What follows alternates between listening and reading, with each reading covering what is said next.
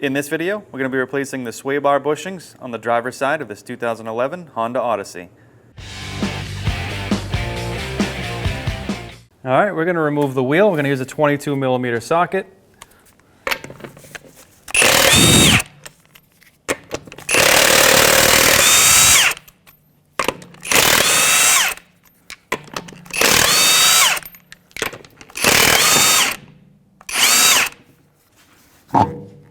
Okay, well, we're going to be replacing our sway bar bushings here. You have two bolts holding on a metal strap on the top. What you're going to need to do is take that bushing out. There's a cut in it, so we're going to slide it off the sway bar. But if you can see, there isn't much give in your sway bar to get that bushing out. So what I like to do is come up to my sway bar link and either loosen this or remove this top link here. That'll allow your sway bar to move and give you plenty of clearance to get your bushing out. All right, because this link's in great shape, we're going to try and spin this nut without locking it down from the back or putting an Allen in front. Sometimes you can get away with this. Sometimes you have to lock it down with an Allen in front while you put a ratchet or a wrench on your nut. It's going to be a 17mm.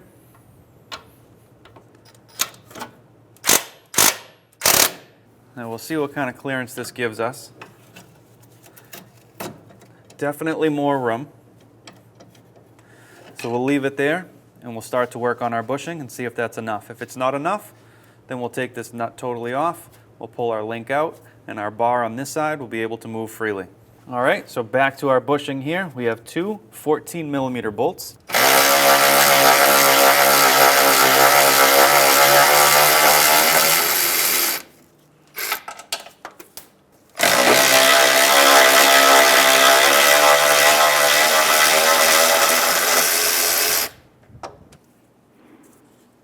Now once you have your two bolts out, what you have is a metal band or a metal strap that goes across the top.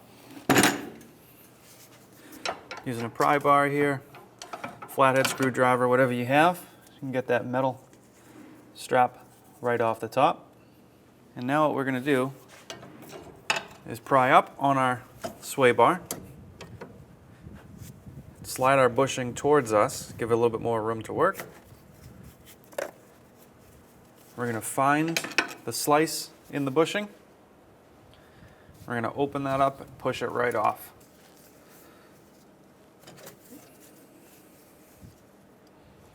Now remember, our opening was towards the rear. We'll put our new one on the same way. All right, we'll take a little bit of rust penetrant or a little bit of lubricant and just coat the inside. Open this up. Make sure we're setting it into the correct orientation. And we'll put it onto our bar. What we'll do from here is spin it and get it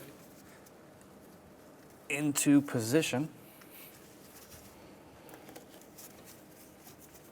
Somewhere right about there.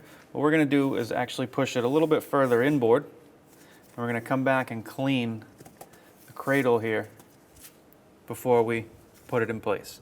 All right, so what we're going to do is just clean our cradle area where our bushing is going to sit. All right, before we install our bracket, we're just going to make sure that the bottom surface here, as well as in here, are clean and free of any debris. In here shouldn't have anything, but if you have a really worn bushing, you might. Just go ahead and clean these up, make sure they're going to mate nice and flat. Ours look pretty good. So what we'll do now is pull our bushing into place and take our bracket, sit it over the top and push down. Because our bushing is new, we're going to have a big gap here that we're going to have to squish with our bolts. What you want to do is make sure your bracket isn't doing what ours is doing and sitting in the opening. So we're just going to rotate our bracket a little bit and then push down. We can get our sway bar somewhere into position and start to reinstall our bolts. Thread them in by hand. First couple of threads. Like I said, if you had an old bushing or a worn or deteriorated bushing, this step is going to be a little difficult at first because you're going to have to compress your new bushing to get your bolts tight. With our 14 millimeter, we're going to start to snug these up. We're going to go forwards and backwards, bringing the bracket down even.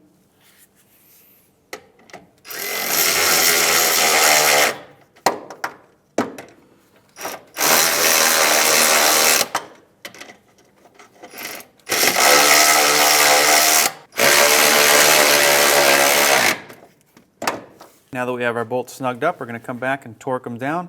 They're going to be torqued to 29 foot-pound.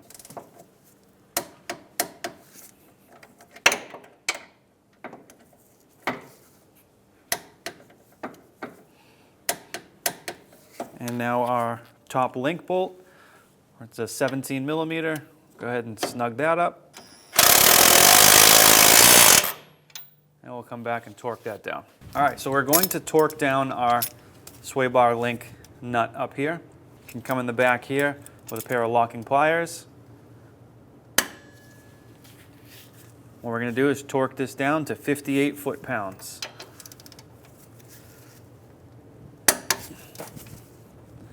You can see ours is in great shape. The center doesn't spin. But that's what you're trying to avoid.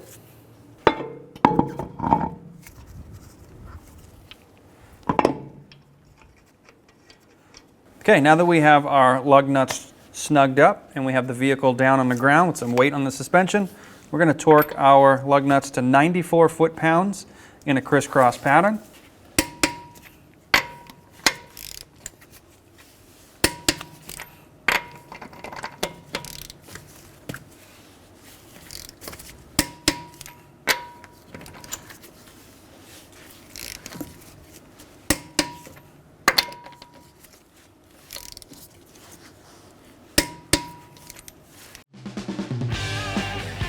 When only the best will do, demand TRQ. The only company that lets you view before you do. TRQ is committed to offering the highest quality aftermarket auto parts that are engineered for peace of mind. Thanks for using and viewing with TRQ.